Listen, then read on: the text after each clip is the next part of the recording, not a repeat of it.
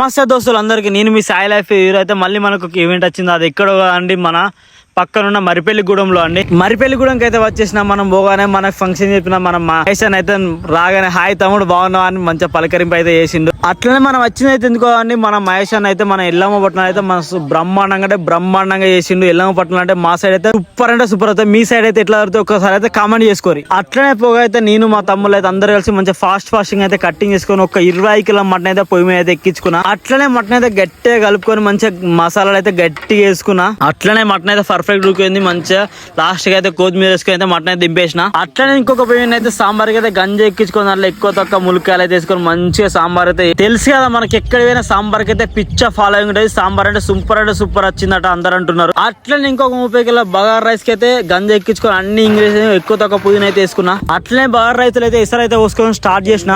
లోపు అయితే ఎసరు అయితే వచ్చేసింది. ఎసరులో అయితే మంచిగా బియ్యం వేసుకొని గట్టిగా కలిపేసుకొని మంచిగా నిప్పుకలు అయితే ఫుల్ నిప్పుకలు వేసుకున్నా. అట్లనే కాసపోయినాకైతే అన్నం ఎట్లయిందో చూడడానికి అయితే నిప్పుకలు అయితే తీసేసిన. అన్నం మస్తు అంటే పుల్ల సూపర్ అయింది. అట్లనే అన్న వాళ్ళు అయితే ఇంకొక మేకోసిల్లు, అది కూడా ఒక 20 కిలోల మటన్ అయితే దాన్ని అయితే పొయ్యి వేసుకొని మంచిగా గట్టిగా అయితే మసాలా అయితే ఎక్కించుకున్నా. అట్లనే మటన్ అయితే పర్ఫెక్ట్ ఉడికిపోయింది. లాస్ట్ లో కొత్తిమీర అయితే దింపేసిన. అట్లే వంటలు అయితే మస్తు అయినట్టు అందరు మస్తు మెచ్చుకున్నారు. అట్లనే మన నచ్చిన లైక్ చేయరు, షేర్ చేయి, కామెంట్ కూడా సబ్స్క్రైబ్ అయితే మర్చిపోకండి.